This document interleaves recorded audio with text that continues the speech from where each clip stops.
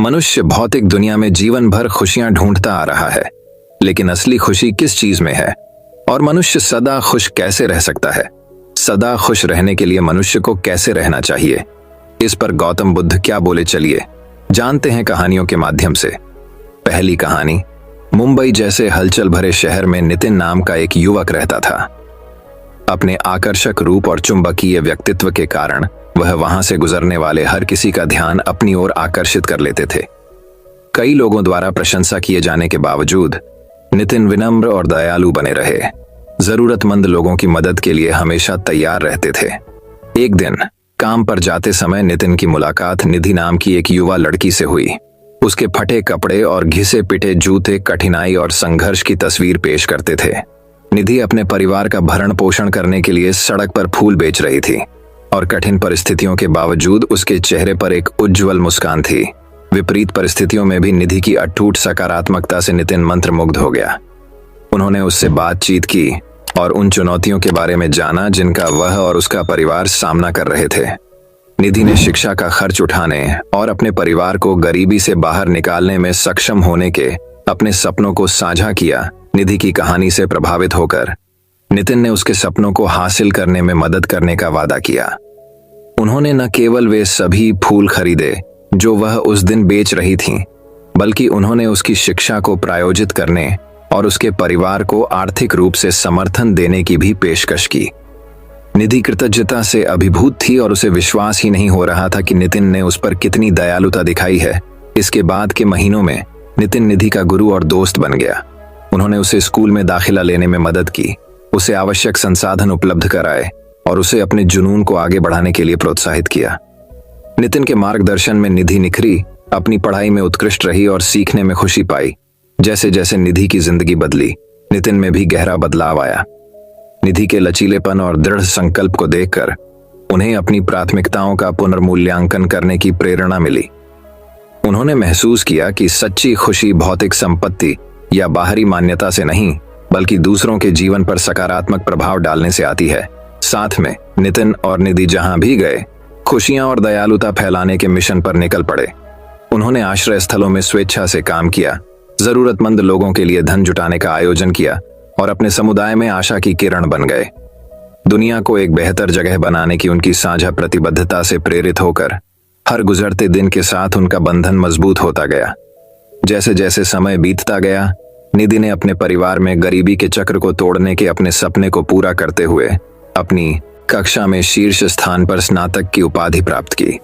नितिन उसके साथ खड़ा था और उसकी उपलब्धियों पर गर्व से मुस्कुरा रहा था। निधि की चमकती मुस्कान और चमकती आंखों को देखकर उसे तृप्ति का एहसास हुआ जो पैसे से कभी नहीं खरीदा जा सकता। नितिन और निधि की कहानी दूर दूर तक फैल गई। जिसने भी इसे सुना सभी के दिलों को छू लिया। लोग उस आकर्षक युवक और एक समय गरीब लड़की, जो अब सभी के लिए आशा और प्रेरणा की किरण है, के बीच रहस्यमय बंधन को देखकर आश्चर्यचकित थे। उनकी कहानी का नैतिक स्पष्ट था। सच्ची खुशी निस्वार्थ रूप से दूसरों की सेवा करने और हमारे आसपास के लोगों के जीवन पर सकारात्मक प्रभाव डालने में निहित है। नितिन और निधि की यात्रा ने सभी को सिखाया कि दया, करुणा और सहानुभूति एक पूर्ण जीवन के आधार हैं, जो किसी भी भौतिक संपत्ति से कहीं अधिक मूल्यवान है।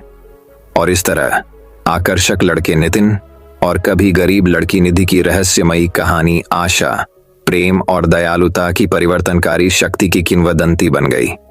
उनकी विरासत उन सभी के दिलों में जीवित रही जो उनकी उल्लेखनीय कहानी से प्रभावित हुए थे। तो दर्शकों, अब चलिए हमारे दूसरी कहानी की शुरुआत करते हैं। दूसरी कहानी। अंजलि अपनी अप्रतिम सुंदरता और मनमोहक लावण्य के लिए दूर दूर तक जानी जाती थी। वह लालित्य का प्रतीक थी। उसकी आंखें ऊपर के सितारों की तरह चमकती थीं और एक मुस्कान थी जो सबसे ठंडे दिल को भी मोहित कर सकती थी। लोग दूर से ही उसकी प्रशंसा करते थे, कानाफूसी करते थे और उसकी चमक की एक झलक पाने के लिए उत्सुक रहते थे। इस बीच मुंबई के हलचल भरे शहर में आदित्य नाम का एक युवा लड़का रहता था। गरीबी में जन्मे आदित्य ने अपने संघर्षरत परिवार का समर्थन करने के लिए अजीब नौकरियों की तलाश में भीड़ भरी सड़कों पर भटकते हुए अपना दिन बिताया। अपनी परिस्थितियों के बावजूद आदित्य के पास दयालुता से भरा दिल और एक भावना थी जो टूटने से इनकार करती थी। एक दुर्भाग्यपूर्ण दिन अंजलि और आदित्य के रास्ते सबसे अप्रत्याशित तरीकों से अलग हो गए। अंजलि अपने ग्लैमरस जीवन की सतहीपन से तंग आकर अपनी आलीशान हवेली की सीमा से बाहर निकलने और अकेले शहर का पता लगाने का फैसला किया। जब वह भीड़ भरी सड़कों पर टहल रही थी तो उसकी नजर आदित्य पर पड़ी, जो एक बुजुर्ग महिला को किराने का सामान घर ले जाने में मदद कर रहा था। उस पल अंजलि के दिल में कुछ हलचल हुई। वह आदित्य के निस्वार्थ स्वभाव और विनम्र व्यवहार की ओर आकर्षित हुई। बिना कुछ सोचे वह उसके पास आई और बातचीत शुरू कर दी।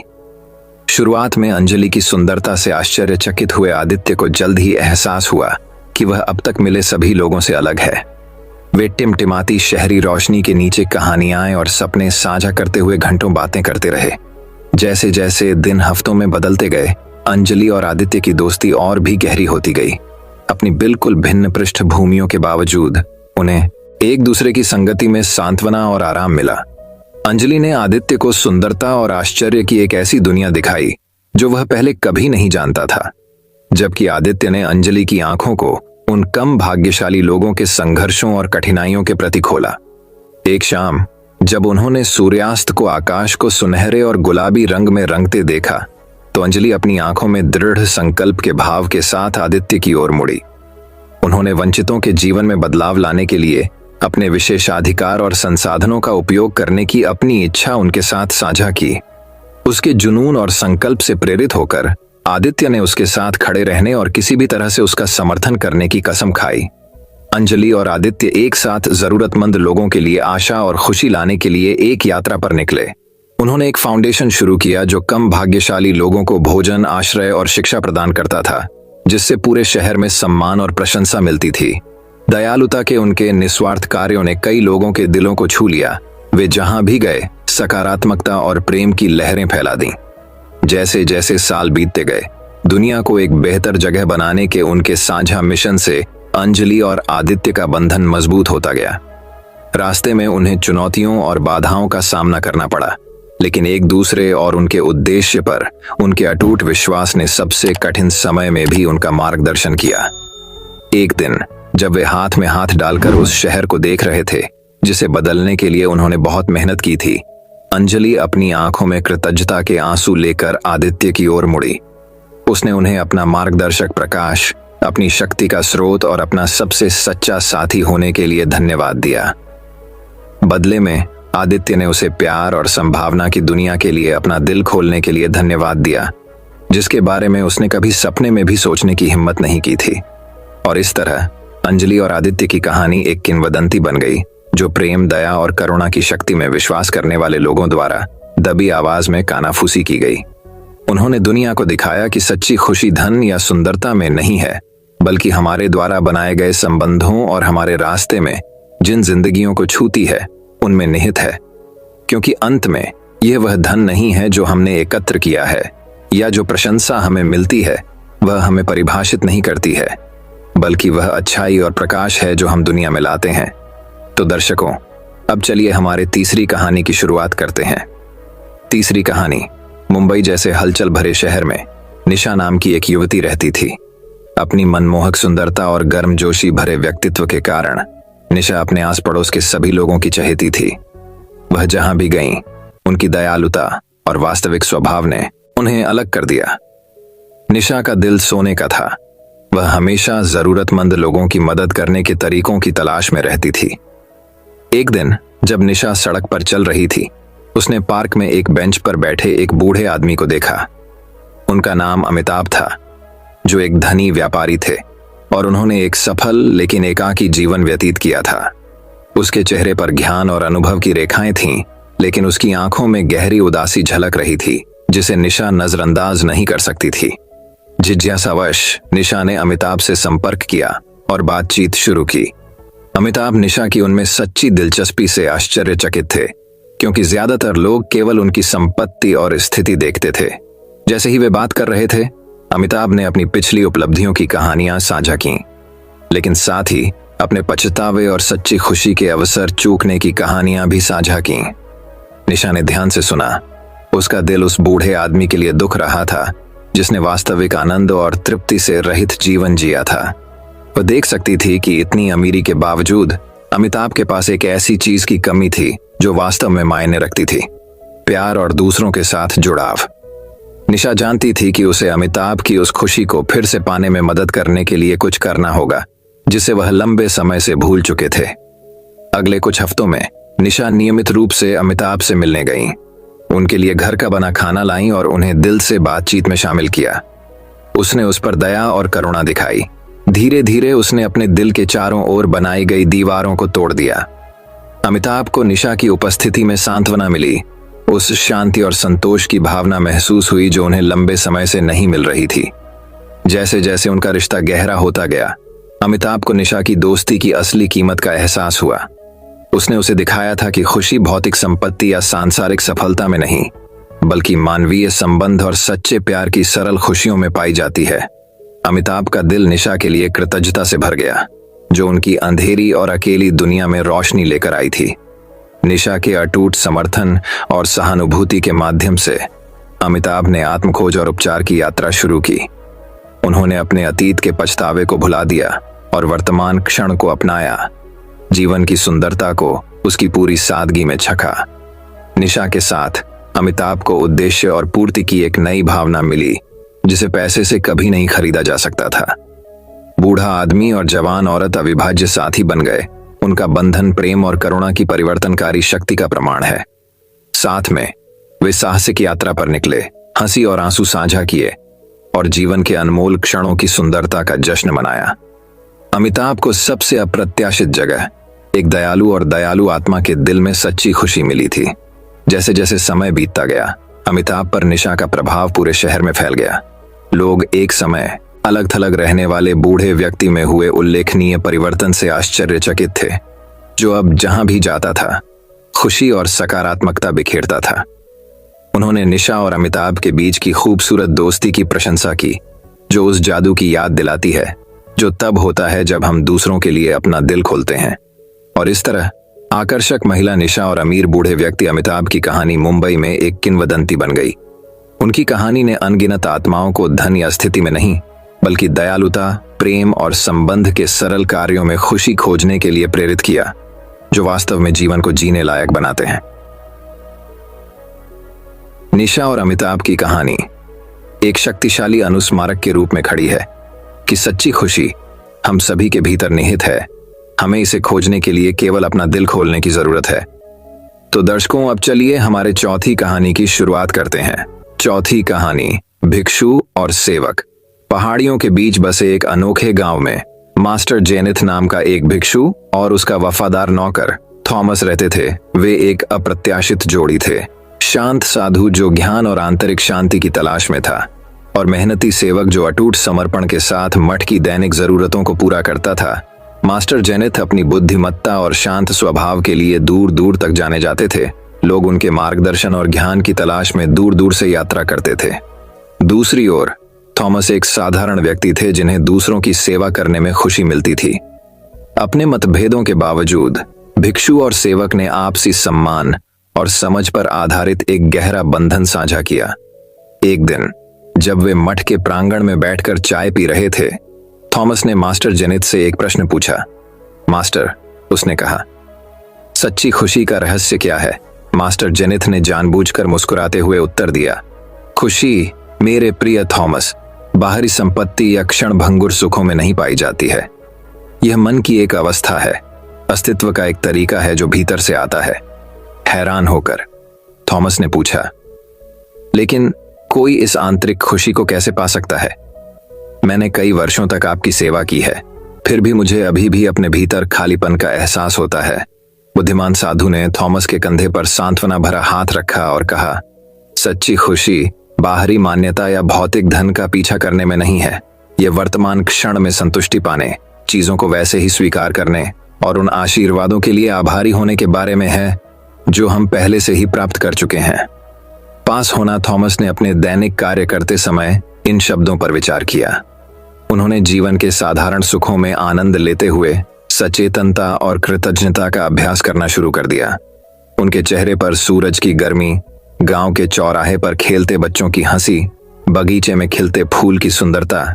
जैसे ही थॉमस ने खुद को इस नई मानसिक स्थिति में डुबोया, कुछ उल्लेखनीय घटित होने लगा। उसका एक बार भारी दिल अब हल्केपन और खुशी से भर गया था। वह अब दूसरों से मान्यता नहीं चाहता था या भविष्य के बारे में चिंतित नहीं था। इसके बजाय उन्होंने वर्तमान में शांति और संतुष्टि पाते हुए प्रत्येक क्षण को वैसे ही स्वीकार कर लिया जैसे वह आया था। महीने बीत गए और थॉमस के परिवर्तन की खबर पूरे गांव में फैल गई। लोग उस उज्जवल मुस्कान से आश्चर्यचकित थे जो अब उनके चेहरे पर सजी हुई थी और शांति की आभा जो उन्हें घेरे हुए थी। उन्होंने दिल और आत्मा के मामलों पर उनकी सलाह मांगी, उनकी नई खुशी का रहस्य जानने के लिए उत्सुक थे। एक दिन एक थका हुआ यात्री मठ के द्वार पर आया। उसके चेहरे पर दुख और निराशा झलक रही थी। थॉमस ने खुली बाहों से उसका स्वागत किया, उसे गर्म भोजन और रात के लिए आश्रय की पेशकश की। जैसे ही वे जलती हुई आग के पास बैठे, यात्री थॉमस की ओर मुड़ा और पूछा, आपको दर्द और पीड़ा से भरी दुनिया में इतना आनंद कैसे मिलता है? थॉमस ने मास्टर जेनिथ की ओर देखा, जिन्होंने मौन प्रोत्साहन में सिर हिलाया। थॉमस ने गहरी सांस लेते हुए बोलना शुरू किया, मेरे दोस्त, सच्ची खुशी कोई मंजिल नहीं है जिसे पाना है या कोई पुरस्कार पाना है। यह आत्म खोज की यात्रा है, स्वीकृति और कृतज्ञता का मार्ग है। मैं भी एक बार अपने से बाहर अर्थ और उद्देश्य की तलाश में अंधेरे में भटक गया था, लेकिन यह तभी हुआ जब मैं अंदर की ओर मुड़ा। जब मैंने अपने डर और शंकाओं को दूर किया, तब मुझे वह प्रकाश मिला जो हमेशा मेरे भीतर था। यात्री ने ध्यान से सुना, उसकी आंखों से आंसू बह रहे थे। उस पल में वह उस गहन सत्य को समझ गया जिसे थॉमस ने इतनी स्पष्टता से साझा किया था। उन्होंने महसूस किया कि खुशी कोई दूर का सपना नहीं, बल्कि हर दिन, हर पल में चुना जाने वाला एक विकल्प है। और इसलिए भिक्षु और नौकर टिमटिमाते सितारों के नीचे एक साथ बैठे, उनके दिल साझा ज्ञान और करुणा के बंधन में एकजुट हो गए। साथ में उन्होंने सच्ची खुशी के सार को मूर्त रूप दिया, एक ऐसा खजाना जिसे कोई भी बाहरी ताकत कभी भी कम या नष्ट नहीं कर सकती। जैसे ही भोर क्षितिज पर हुई, मठ की दीवारों पर सुनहरा रंग छा गया। यात्री अपने पैरों पर खड़ा हो गया। उसकी आत्मा नई हो गई और उसकी आत्मा ऊपर उठ गई। धन्यवाद मेरे दोस्तों, उन्होंने कहा। उनकी आवाज कृतज्ञता से भरी हुई थी। मैं यहाँ सांत्वना की तलाश में आया था और मैं सोने से भी अधिक कीमती उपहार लेकर जा रहा हूँ, आंतरिक शांति और खुशी का उपहार। और इसके साथ ही यात्री अपनी यात्रा पर निकल पड़ा, अपने साथ भिक्षु और सेवक के शाश्वत ज्ञान को लेकर, एक ऐसी दुनिया में प्रकाश की किरण जो अक्सर अंधेरी और अनिश्चित लगती थी। और इसलिए प्रिय पाठक, मास्टर जेनिथ और थॉमस की कहानी और उनके द्वारा दी गई अमूल्य सीख याद रखें। सच्ची खुशी कोई मंजिल नहीं है जिस पर पहुंचना है, बल्कि ज्ञान और करुणा के साथ हाथ मिलाकर चलने का रास्ता है। उनकी कहानी आपको अपने भीतर प्रकाश की तलाश करने, वर्तमान क्षण को अपनाने और उन सरल चीजों में खुशी खोजने के लिए प्रेरित करे जो जीवन को वास्तव में जीने लायक बनाती हैं। तो दर्शकों, अब चलिए हमारे 5वीं कहानी की शुरुआत करते हैं। 5वीं कहानी, मगध के प्राचीन साम्राज्य में राजा माधव नाम का एक बुद्धिमान और परोपकारी शासक रहता था। उनके शासनकाल में समृद्धि और शांति थी, क्योंकि उनकी प्रजा सद्भाव और संतुष्टि में रहती थी। राजा अपनी करुणा और अपने आसपास के लोगों को खुशियां लाने की अपनी क्षमता के लिए दूर दूर तक जाने जाते थे। एक दिन चंद्रगुप्त नाम का एक युवा विद्वान राजा से मुलाकात की तलाश में महल में पहुंचा। राजा माधव की बुद्धिमत्ता और दयालुता की कहानियों से प्रभावित होकर चंद्रगुप्त स्वयं महान शासक से खुशी का रहस्य जानना चाहते थे। चंद्रगुप्त की ईमानदारी से प्रभावित होकर राजा माधव ने उनका अपने दरबार में स्वागत किया और उनसे पूछा, युवा विद्वान, आप खुशी का रहस्य क्यों खोजते हैं? चंद्रगुप्त ने उत्तर दिया, हे राजा, मैंने सच्ची खुशी की तलाश में बहुत दूर तक यात्रा की है, लेकिन मुझे अभी तक यह नहीं मिला है। मैंने आपकी बुद्धिमत्ता और उस खुशी के बारे में सुना है जो आप अपने लोगों के लिए लाते हैं, और मैं आपसे सीखना चाहता हूं। युवक की खुशी की तलाश को समझकर राजा माधव मुस्कुराए और सिर हिलाया। उन्होंने चंद्रगुप्त को अपने महल में अपने अतिथि के रूप में रहने और अपने राज्य के तौर तरीकों का अध्ययन करने के लिए आमंत्रित किया। अगले कुछ दिनों में चंद्रगुप्त ने राजा माधव की अपनी प्रजा के साथ बातचीत को देखा। उन्होंने देखा कि कैसे राजा उनकी समस्याओं को सहानुभूति के साथ सुनते थे, कैसे वे गरीबों और जरूरतमंदों को सहायता प्रदान करते थे, और कैसे वे निष्पक्षता और करुणा के साथ शासन करते थे।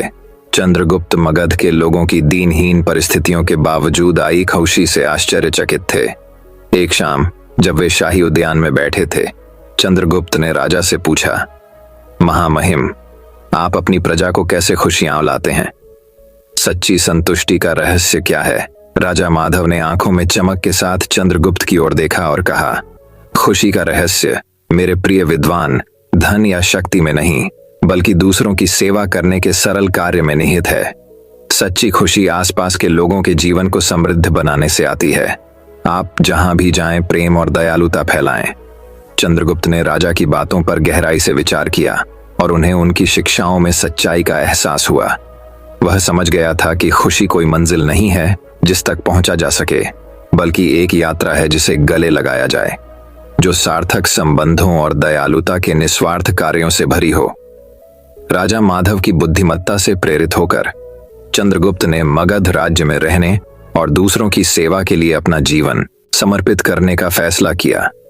वह राज्य में एक प्रिय व्यक्ति बन गए जो अपनी उदारता और करुणा के लिए जाने जाते थे, और राजा माधव के साथ मिलकर उन्होंने मगध के लोगों के लिए और भी अधिक खुशियां लाने के लिए काम किया।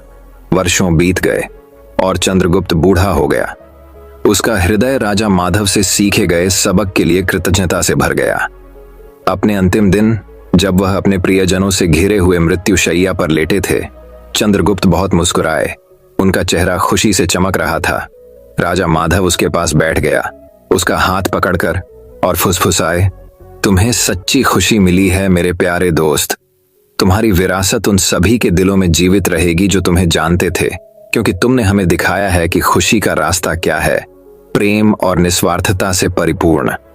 और इसलिए चंद्रगुप्त और राजा माधव की कहानी मगध साम्राज्य में किंवदंती बन गई। दो आत्माओं की कहानी जिन्हें दूसरों की सेवा करने और जहां भी वे गए खुशी फैलाने में सच्ची खुशी मिली, और मगध के लोग अपने प्रिय राजा और उनके प्रिय मित्र के शाश्वत ज्ञान द्वारा निर्देशित होकर शांति और सद्भाव में रहते रहे। कहानी का सार यह है कि सच्ची खुशी दूसरों के जीवन को समृद्ध बनाने और आप जहां भी जाएं प्यार और दयालुता फैलाने से आती है। तो दर्शकों, अब चलिए हमारे छठी कहानी की शुरुआत करते हैं।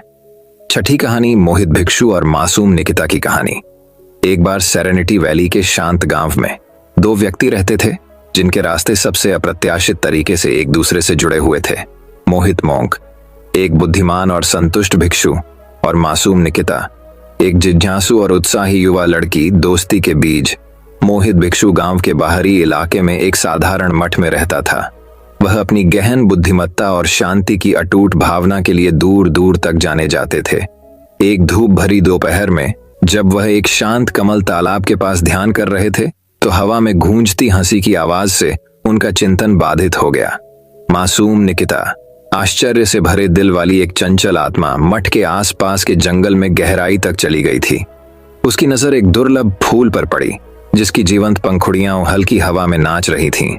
इसकी सुंदरता से मंत्रमुग्ध होकर उसने उसे तोड़ लिया और अपनी प्रशंसा के प्रतीक के रूप में भिक्षु को उपहार देने का फैसला किया। सामना जैसे ही निकिता मठ के पास पहुंची, उसने मोहित भिक्षु को ध्यान में लीन पाया। चेहरे पर हल्की मुस्कान के साथ उसने फूल उसके पास रख दिया और चुपचाप पीछे चली गई। इस बात का ध्यान रखते हुए कि उसकी शांति में खलल न पड़े, मोहित भिक्षु ने उसकी उपस्थिति को महसूस करते हुए अपनी आंखें खोलीं और छोटी लड़की द्वारा छोड़ा गया उपहार देखा।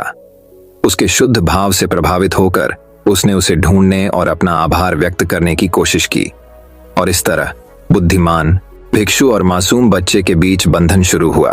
खुशी की तलाश मोहित मोंक के शांत स्वभाव से मोहित होकर निकिता एक दिन उनके पास आई और पूछा, चुनौतियों के बावजूद भी आप इतने खुश और संतुष्ट कैसे रहते हैं? साधु ने उसकी जिज्ञासा से प्रभावित होकर अपने युवा मित्र को एक मूल्यवान सबक देने का फैसला किया। उन्होंने उसे हैप्पी वैली की कहानी सुनाई, एक पौराणिक जगह जहां खुशियां नदी की तरह बहती थीं और हर दिल में खुशी खिलती थी। भिक्षु के शब्दों से प्रभावित होकर निकिता ने हैप्पी वैली को खोजने और सच्ची खुशी का अनुभव करने के लिए यात्रा शुरू करने की इच्छा व्यक्त की। यात्रा शुरू होती है। मोहित मोंक ने निकिता की आंखों में ईमानदारी को पहचानते हुए इस खोज में उसका साथ देने की पेशकश की, और इसलिए यह अप्रत्याशित जोड़ी रोमांच और खोजों से भरी यात्रा पर निकल पड़ी। घने जंगलों और ऊंचे पहाड़ों से होते हुए नदियों और घाटियों के पार वे एक साथ चले। हर कदम पर उनकी दोस्ती का बंधन मजबूत हुआ। रास्ते में निकिता ने भिक्षु से मूल्यवान सबक सीखा, कृतज्ञता का महत्व, दयालुता की शक्ति और सादगी की सुंदरता।